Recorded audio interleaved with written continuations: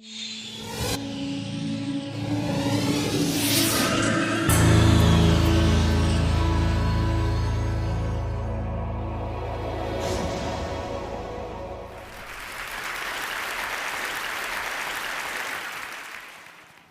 is going to be the future of learning? I do have a plan, but in order for me to tell you what that plan is, I need to tell you a little story which kind of sets the stage. I tried to look at where did the kind of learning we do in schools, where did it come from? And you can look far back into the past, but if you look at present-day schooling the way it is, it's quite easy to figure out where it came from. It came from about 300 years ago. And it came from the last and the biggest of the empires on this planet. Imagine trying to run the show, trying to run the entire planet without computers, without telephones, with data handwritten on pieces of paper and traveling by ships. But the Victorians actually did it. What they did was amazing. They created a global computer made up of people. It's still with us today. It's called the bureaucratic administrative machine. In order to have that machine running, you need lots and lots of people. They made another machine to produce those people, the school. The schools would produce the people who would then become parts of the bureaucratic administrative machine. They must be identical to each other. They must know three things. They must have good handwriting, because the data is handwritten. They must be able to read, and they must be able to do multiplication, division, addition, and subtraction in their head. They must be so identical that you could pick one up from New Zealand and ship them to Canada, and he would be instantly functional.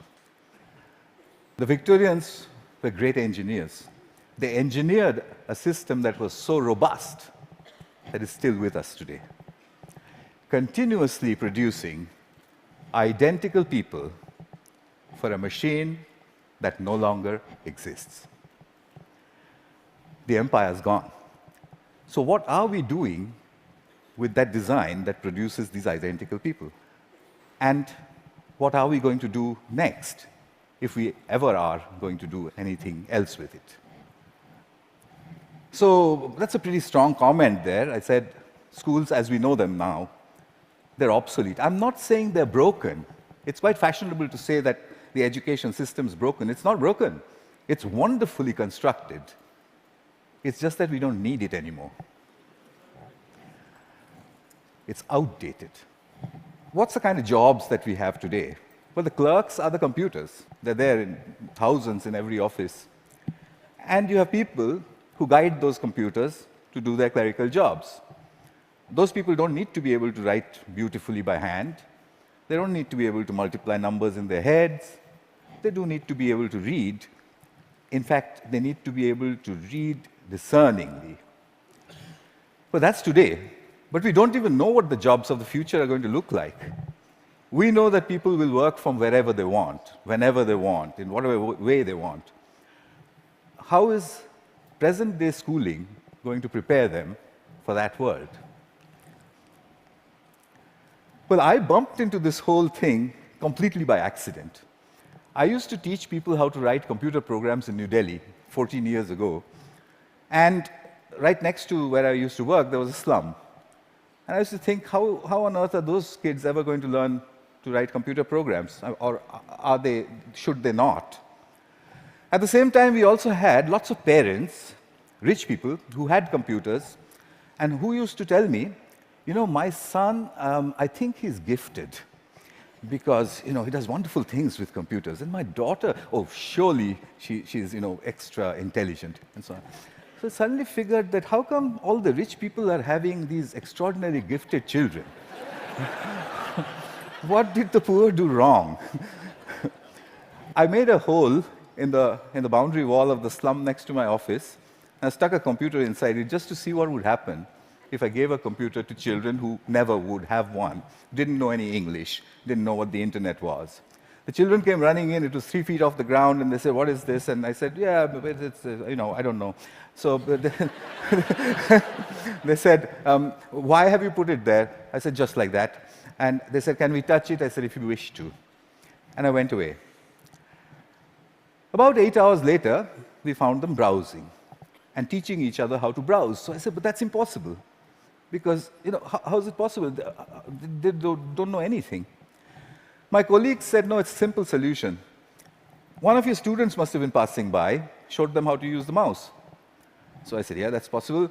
So I repeated the experiment. I went 300 miles out of Delhi into a really remote village where the chances of a passing software development engineer was very little.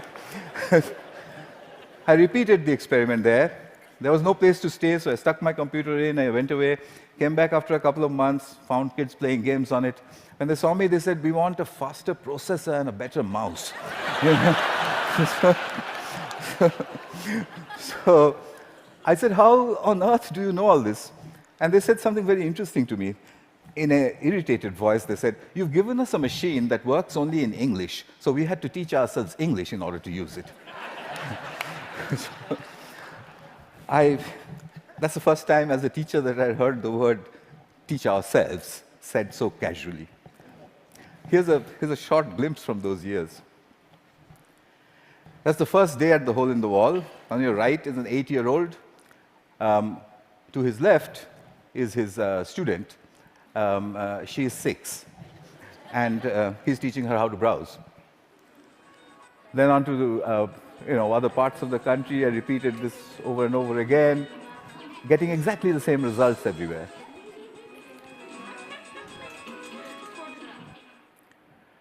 An 8-year-old telling his elder sister what to do.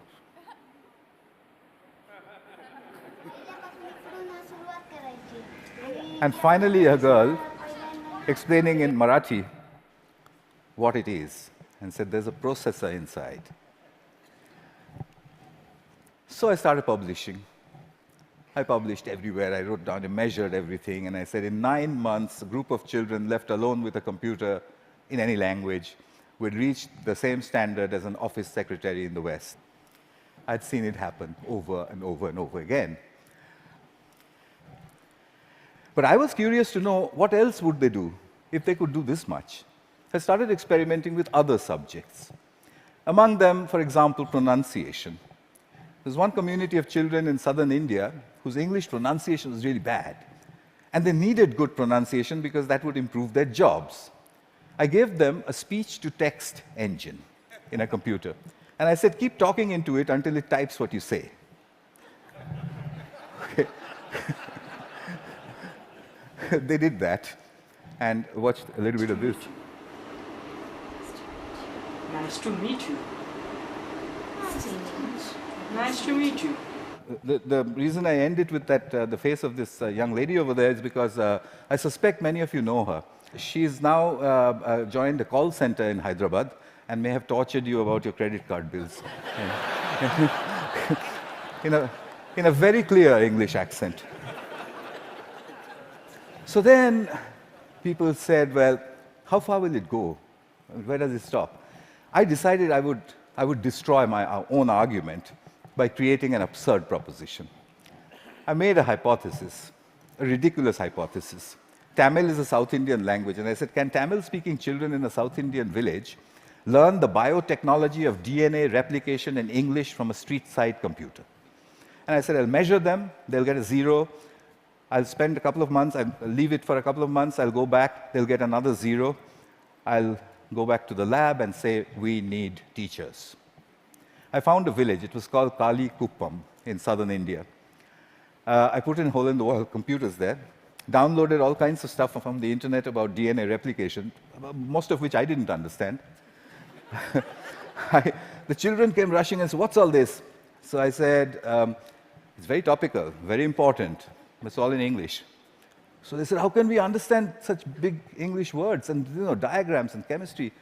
So by now, I had developed a new pedagogical method, so I applied that. I said, I haven't the foggiest idea. and, and anyway, I'm going away. So I left them for a couple of months. They'd got a 0. I gave them a test. I came back after 2 months, and the children trooped in and said, we've understood nothing. So I said, well, I mean, what did I expect? So I said, okay, but how long did it take you before you decided that you can't understand anything? So they said, we haven't given up. We look at it every single day. So I said, what? You don't understand these screens, and you keep staring at it for 2 months. What for? So a little girl, who you'll see just now, she raised her hand, and she says to me in broken Tamil and English, she said, well, apart from the fact that improper replication of the DNA molecule causes disease, we haven't understood anything else.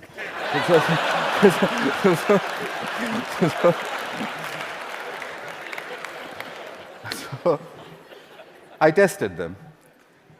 I got an educational impossibility, 0 to 30% in 2 months in the tropical heat with a computer under the tree in a language that they didn't know, doing something that's a decade ahead of their time. Absurd. But I had to follow the Victorian norm. 30% is a fail. How do I get them to pass? I have to get them 20 more marks. I couldn't find a teacher. What I did find was a friend that they had, a 22-year-old girl who was an accountant, and she played with them all the time. So I asked this girl, can you help them? So she says, absolutely not. I didn't have science in school. I have no idea what they're doing under that tree all day long. I can't help you. I said, I'll tell you what, use the method of the grandmother. So she says, what's that? I said, stand behind them. Whenever they do anything, you just say, well, wow, I mean, how did you do that? What's the next page? Gosh, when I was your age, I could have never done that. I mean, you know what grannies do. So she did that for 2 more months. The scores jumped to 50%.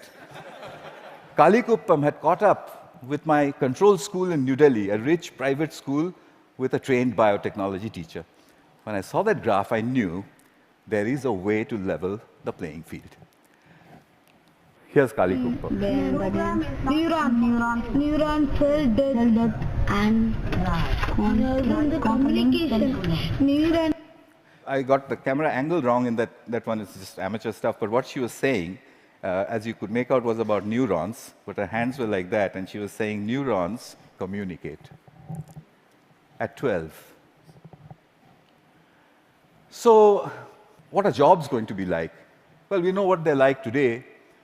What's learning going to be like? We know what it's like today, children poring over with their mobile phones on the one hand, and then reluctantly going to school to pick up their books with the other hand. What will it be tomorrow? Could it be that we don't need to go to school at all? Could it be that at the point in time when you need to know something, you can find out in 2 minutes? Could it be a devastating question, a question that was framed for me by Nicholas Negroponte? Could it be that we are heading towards, or maybe in, a future when knowing is obsolete? But that's terrible. We are Homo sapiens. Knowing, that's what distinguishes us from the apes.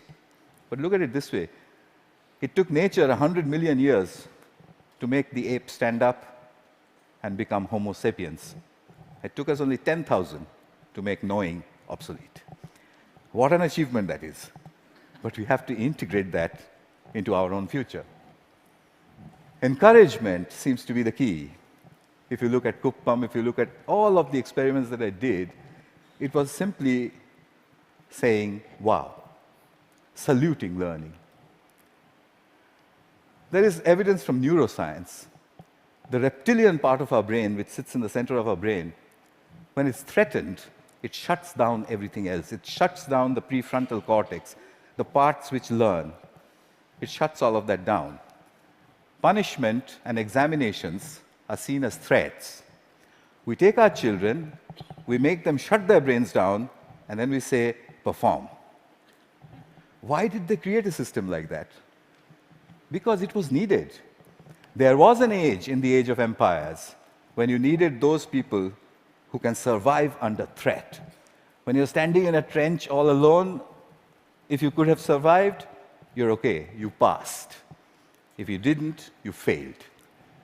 But the age of empires is gone. What happens to creativity in our age? We need to shift that balance back from threat to pleasure. I came back to England looking for British grandmothers. I put out notices in papers saying, if you're a British grandmother, if you have broadband and a web camera, can you give me 1 hour of your time per week for free? I got 200 in the first 2 weeks. I know more British grandmothers than anyone in the universe. They're called the Granny Cloud. The Granny Cloud sits on the internet. If there's a child in trouble, we beam a gran. She goes on over Skype and she sorts things out. I've seen them do it from a village called Diggles in northwestern England, deep inside a village in Tamil Nadu, India, 6,000 miles away. She does it with only one age-old gesture. Okay. Watch this. You can't catch me. You say it. You can't catch me. I'm the gingerbread man. Well done. Very good. So what's happening here? I think what we need to look at is we need to look at learning as the product of educational self-organization. If you allow the educational process to self-organize, then learning emerges. It's not about making learning happen, it's about letting it happen. The teacher sets the process in motion, and then she stands back in awe and watches as learning happens. I think that's what all this is pointing at. But how will we know? How will we come to know? Well, I intend to build these self-organized learning environments. They are basically broadband, collaboration, and encouragement put together. I've tried this in many, many schools. That's being tried all over the world, and teachers sort of stand back and say, it just happens by itself? And I said, yeah, it happens by itself. How did you know that? And I said, you won't believe the children who told me and where they're from. Here's a soul in action.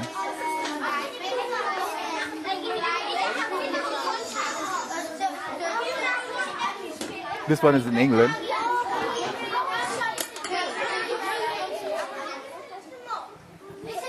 He maintains law and order. Because remember, there's no teacher around.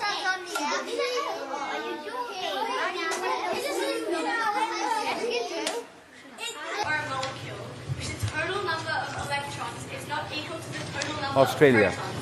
Giving it a net positive or negative electrical charge. The net charge on an ion is equal to the number of protons in the ion minus the number of electrons. A decade ahead of our time. So souls, I think we need a curriculum of big questions. You already heard about that. You know what that means. There was a time when Stone Age men and women used to sit and look up at the sky and say, what are those twinkling lights? They built the first curriculum.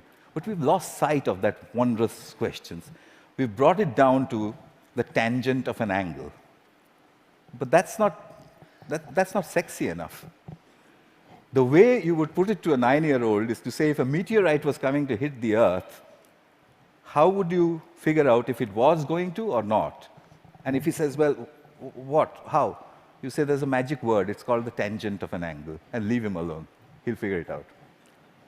So here are a couple of images from souls. I've tried incredible questions. When did the world begin? How will it end? To 9-year-olds. This one's about what happens to the air we breathe. This is done by children without the help of any teacher. The teacher only raises the question and then stands back and admires the answer. So, what's my wish? My wish is that we design the future of learning. We don't want to be spare parts for a great human computer, do we? So we need to design a future for learning. And I've got to, hang on, I've got to get this wording exactly right, because, it's very important. My wish is to help design a future of learning by supporting children all over the world to tap into their wonder and their ability to work together. Help me build this school. It will be called the School in the Cloud. It'll be a school where children go on these intellectual adventures driven by the big questions which their mediators put in. The way I want to do this is to build a facility where I can study this. It's a facility which is practically unmanned. There's only one granny who manages health and safety. The rest of it's from the cloud. The lights are turned on and off by the cloud, etc., etc. Everything's done from the cloud. But I want you for another purpose. You can do self-organized learning environments at home, in the school, outside of school, in clubs. It's very easy to do. There's a great document produced by TED which tells you how to do it. If you would please do it across all 5 continents and send me the data, then I'll put it all together, move it into the School of Clouds, and create the future of learning. That's my wish. And just one last thing. I'll take you to the top of the Himalayas. At 12,000 feet, where the air is thin, I once built 2 hole-in-the-wall computers. And the children flocked there. There was this little girl who was following me around. And I said to her, I want to give a computer to everybody, every child. I don't know, what should I do? And I was trying to take a picture of her, quietly. She suddenly raised her hand like this and said to me, "Get on with it."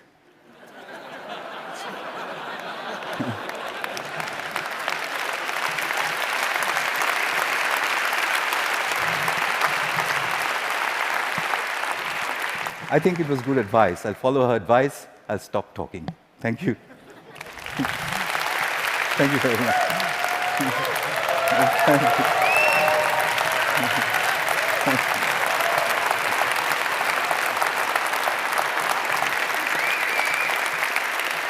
Thank you very much. Wow.